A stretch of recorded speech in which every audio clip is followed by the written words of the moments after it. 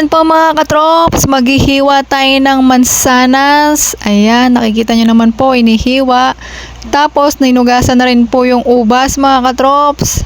Sunod, yung pongkan, pinagbabalatan na mga katrops. Ayan, pagkatapos nilang hugasan lahat ng mga prutas, pinagpupunasan na po nila ng tissue mga katrops. Ayan po, para maging dry po yung mga fruits natin mga katrops. At kumapit ang ilalagay natin dyan mga katrops. At pagkatapos po punasan lahat mga katrops, ayan, tutuhugin na po natin ang mga prutas mga katrops. Ayan, yung pongkan, tinutusok na natin mga katrops. Isa-isa lang, mahina ang kalaban. Sunod po yung ubas mga katrops. Ayan, tinutusok na rin nila mga katrops. At ang sunod, mahirap-hirap ng konti mga katrops dahil nabibiyak siya mga katrops. Ang prutas na mansanas mga katrops dahil nabibiyak siya mga katrops, napaliit or napapayat ang hiwa.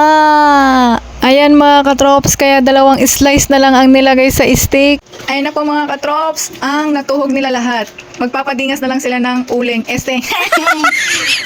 Hindi pala barbecue to na uling. Iba palang gagawin nila. Ayan po, yung dalawang gumawa, nahihiya pa po sila. Ayan po lahat ng natapos nila mga katrops. Mamaya bibigyan kita para matikman mo. At dahil wala po kaming asukal na puti na gagamitin, dapat mga katrops, ginawa na lang at ginamit namin ay kulay brown na asukal na lang mga katrops. Bala na si Batman kung anong kalalabasan. Banana Q o tanghulo. At ayan nga po mga katrops, nakaredy na rin ng yelo. Ba't kaya tinawag na yelo to? Kulay puti naman siya mga katrops.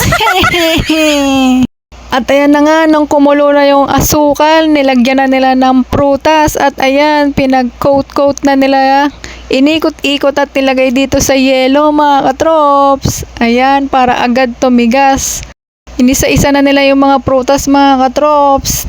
Tapos nilagay sa may yelo para tumigas uli. Paulit-ulit lang nilang gagawin yan. Sausaw, ikot, sausaw. Ayan, hanggang mag-coated na nila lahat at malagyan ng asukal yung mga prutas mga katrops. Wow! Ito na po mga katrops, ang natapos nila mga katrops.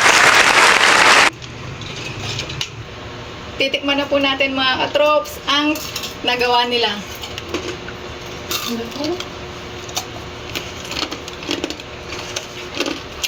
Lumutong naman mga katrops.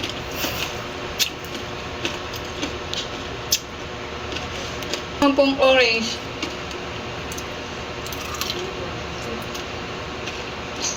Malutong naman po rin mga katrops. At ang apple. Marami po mga katrops ang lutong. Kaya hanggang dito na lang mga katrops. Tapos na yung aming banana Q. Tanghulo pala. Maiba lang ng asukal. Hehe. Salamat. Ingat po palagi. God bless mga katrops.